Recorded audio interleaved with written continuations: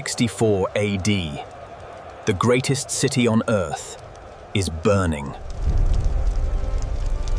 Fire tears through Rome for 6 days and 7 nights, destroying 10 of the city of 14 districts,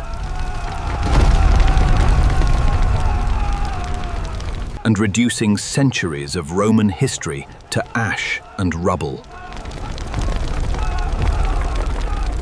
leaving hundreds of thousands of people homeless.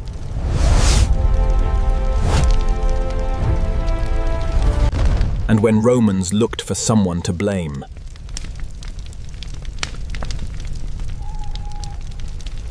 they said he stood on a tower playing his lyre, singing about the fall of Troy while his city burned below him. Their eyes turned to the palace on the hill where their emperor sat watching the flames. Before we talk about the fire, we need to understand who Nero was and how he got to the throne.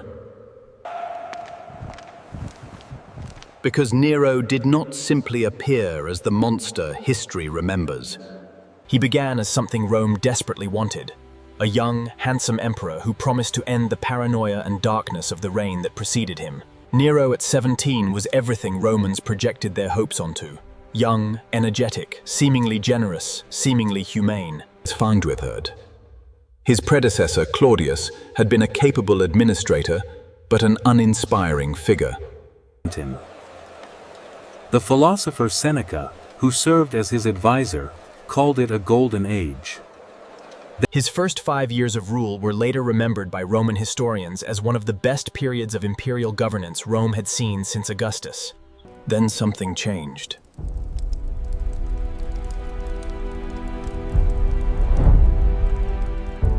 And what changed would eventually consume everything to contact, including Rome itself. To understand Nero, you must understand his mother, Agrippina the Younger. She was one of the most extraordinary and terrifying political operators in Roman history. A woman who understood power with a clarity and ruthlessness that most Roman men could not match. Vengeance. She had married the Emperor Claudius, or her own uncle Mant, and systematically positioned Nero as his successor over. Whether literally true, the timing was extraordinarily convenient for Agrippina and for Nero. Ancient sources, including Tacitus, suggest strongly that Agrippina poisoned Claudius with mushrooms in 54 AD to accelerate Nero's succession. What she had not fully calculated was what her son would become once he had the power she had spent her entire life acquiring for him. She sat behind a curtain listening to his meetings with foreign ambassadors, expecting to be the real power behind the throne indefinitely. The break came gradually through a series of confrontations over his personal life, in particularly his relationship with a freedwoman named Acte. The relationship between Nero and Agrippina deteriorated rapidly as Nero grew into his power and began resenting the control she exercised over him. She had made him emperor. She expected to run the empire through him.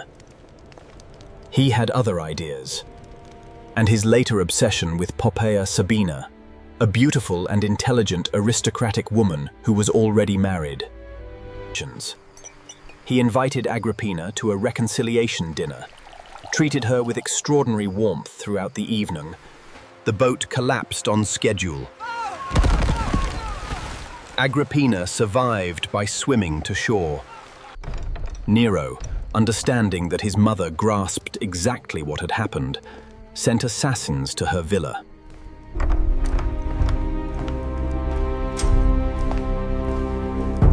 They found her in her bedroom.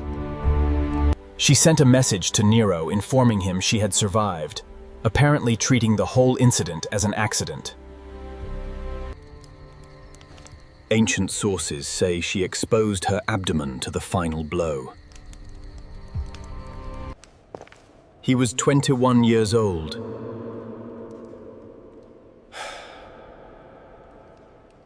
She died there.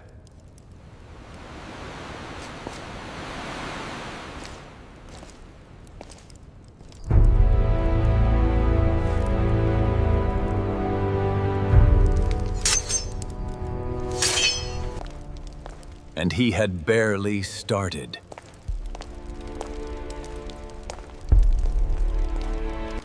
He had just murdered his own mother.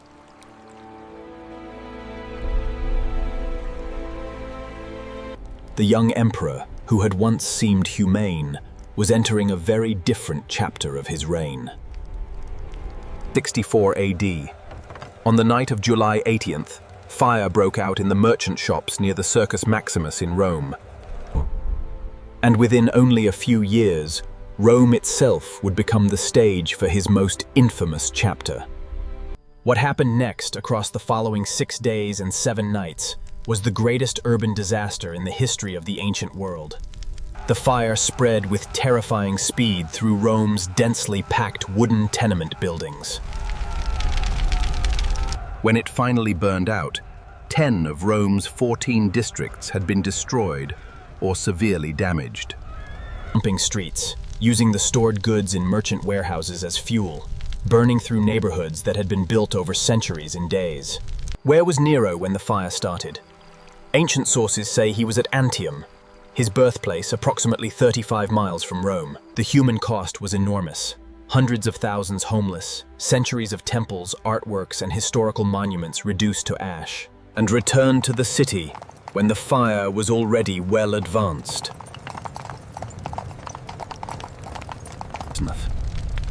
The most dramatic account, Nero fiddling while Rome burned, standing on a tower playing his lyre and... What he did on his return is described differently by different sources. Ancient sources that mention him performing during the fire are writing decades later and are not reliable eyewitnesses. The fiddle did not exist in ancient Rome.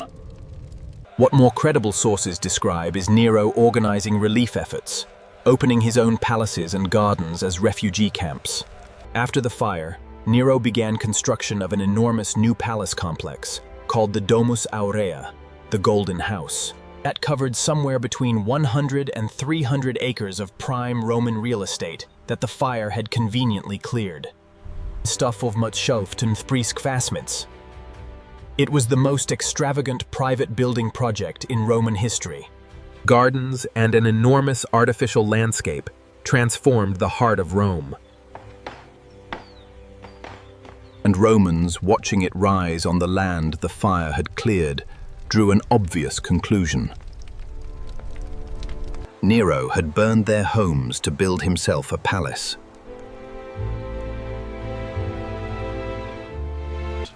Whether true or not, that conclusion spread through Rome with the speed of the fire itself.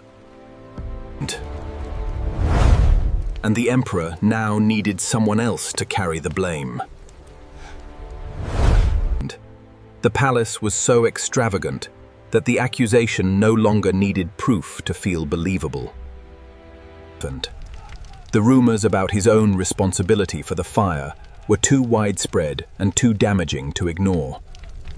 He needed a scapegoat, a group that enough Romans already disliked or distrusted that the accusation would be believed.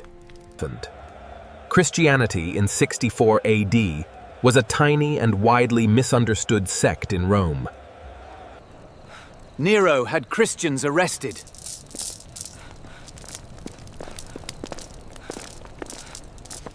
Under torture, some confessed and named others. Large numbers were arrested and killed in ways that even some Romans found horrifying. This is the moment the Roman state first specifically targeted Christians as a group. This is where the tradition of Christian martyrdom under Roman persecution begins. For ordinary believers, the consequences were immediate and terrifying. Tacitus, writing decades later, described the persecution in unusually direct terms. The accusation transformed fear of Nero into fear of anyone associated with the new faith. Tacitus considered Christians a group given to destructive superstition, Yet even he recorded that their treatment created pity among Romans. Even Romans who hated Christians could feel pity for what was being done to them. The persecution was not simply punishment. It was a spectacle designed to redirect the anger of Rome. But the fire had not solved Nero's problem. It had only created a new one, the beginning of his descent toward the end. The fire and its aftermath accelerated a deterioration in Nero's reign that had been developing for years. The executions of senators and aristocrats on treason charges created an atmosphere of terror. He had killed his mother, and the list of people close to him who died violently grew longer every year. The legions that had been the foundation of imperial power began declaring for other candidates. In 68 AD, the governors of several Roman provinces revolted simultaneously. The Praetorian Guard, the emperor's personal military force, abandoned Nero when it became clear the provincial revolts were succeeding. He hid in a villa outside the city, while the last protection of his imperial power began disappearing around him. Only a small group of freedmen remained loyal enough to stay beside him. Outside, the soldiers sent to arrest him were getting closer.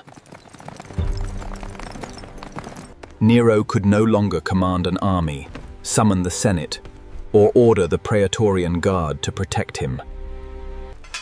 According to the ancient accounts, Nero could not bring himself to strike the fatal blow himself. His final words, according to Suetonius, were a lament that an artist was dying in him. Nero was dead. The last emperor of the Julio-Claudian dynasty was gone, and Rome was entering a new and violently uncertain age. Did Nero start the fire? The honest historical answer is almost certainly no. The story of Nero raises questions that have never been fully resolved. The fire appears to have started accidentally in the densely packed merchant district near the Circus Maximus. Did Nero persecute Christians? Yes, absolutely. The consequences of that decision rippled through Roman history for the next 2.5 centuries. Nero matters because what happened under him reveals what can emerge when power has no limits and accountability has no mechanism. The murders, the persecution of Christians, and the extravagance that strained the treasury cannot simply be explained away. 2,000 years later, the patterns of Nero's Rome remain disturbingly familiar. When political accountability disappeared, military loyalty became the final foundation of imperial power. The institutions that were supposed to restrain imperial power had repeatedly failed to restrain it. Nero matters not simply because he was cruel, but because his story reveals what absolute power can become. Nero's extravagance showed how quickly imperial wealth could become a burden carried by everyone beneath the throne. Across the empire, the cost of imperial ambition could eventually reach even the smallest household. His story survived because every generation found something in Nero that it wanted to remember. The emperor vanished, but the city endured, carrying the consequences of his reign into the centuries that followed.